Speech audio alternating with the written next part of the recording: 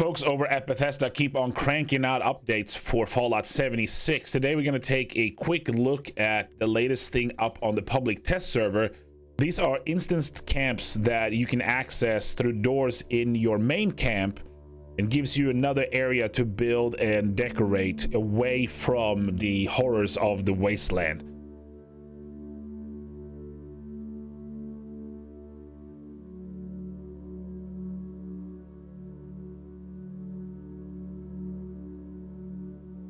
This is the Atrium. It's the largest of the three underground spaces and the one that is rumored to, when it comes out, be available for purchase using atoms.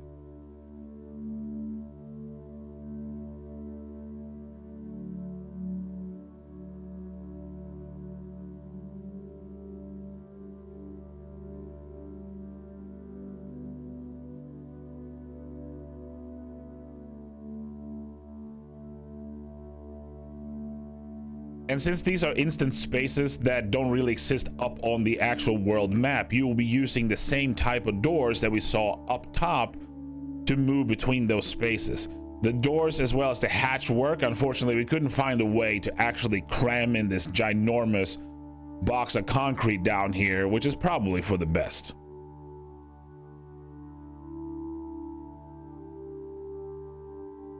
Also following the vault theme is the lobby, complete with vault door. Unfortunately, this vault door doesn't move in any way.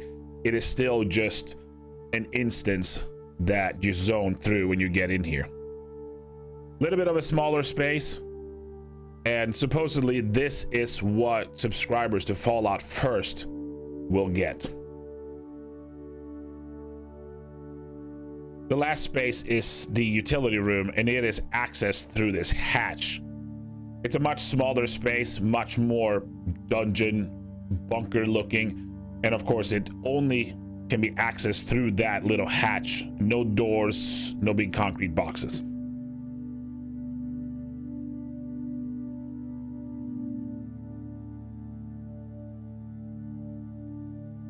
The building rules in these instance camps are much more relaxed than you will see up top in your normal camps.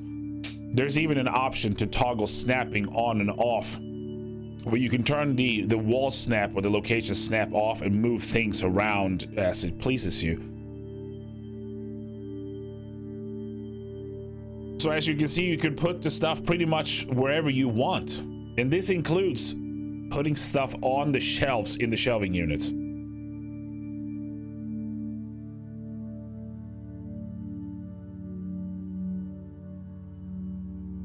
When it comes to the camp budget, there is apparently some sort of measurement that involves flamingos as something that I just heard about, but it's the practice of placing down flamingos until you see how many you can get in.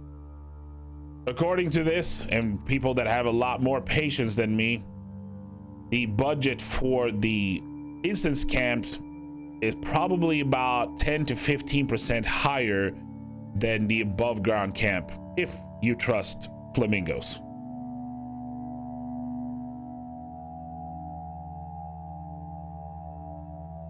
Pretty much whatever you want down in these camps. Now for the public test server, the atomic shop is disabled, so we weren't able to test any of the items that we owned through there. A few things are notably missing. None of the water production things are here. You can't put any plants of any sort, so no growing corn inside your vault. We couldn't get the vendors to place, no allies, and none of the display units.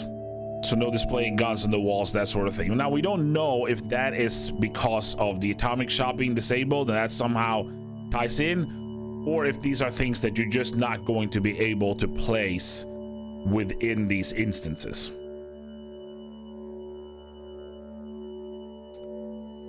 There also does not appear to be any type of power that runs in the walls or any way like that to power the items within the camp that, you know, just requires a generator. You're just gonna have to place a generator down, get your electric connections up, and hook it up that way. We were not able to get power to move from one unit to another, which makes sense. These are three different instances.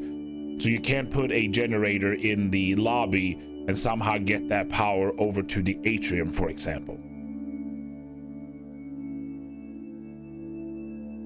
In regards to accessing your camp, any player can access your underground camps if they can find the door to get there. The only way to prevent somebody from getting in there is to actually lock the door throughout just the same process as you would lock a door in your above ground camp. If you leave while somebody is visiting you and are in your instanced camp and you leave the server, they simply just get kicked out and placed back up on the surface.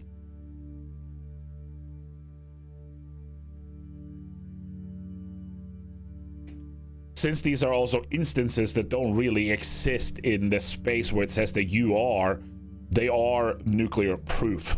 We dropped nukes on top of them. Anything on the surface got wiped out as we expected. Nothing underground was damaged at all. No radiation, nothing to that effect. This also means that these are instances that don't exist in the regular game world. When you move your above ground camp, you are used to everything getting packed up or turned into weird blueprints. That doesn't happen down below. Everything stays the same regardless of how you move your above ground camp or where you put the doors to access this space. The only way to clear out the space if you want to build something new is to use the wall panel by the door and scrap everything that is in the camp. This may be something that is just for public test, and they're gonna hash this out more.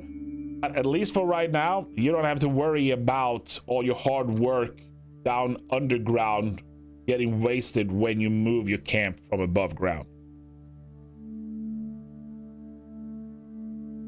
We're taking a look at this quick and dirty review of what's currently on the public test server in regards to these instanced camps.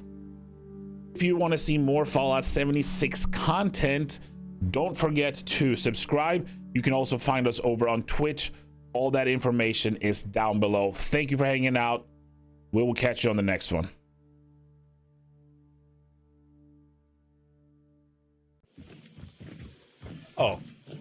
Oh, it's just a guy hanging out.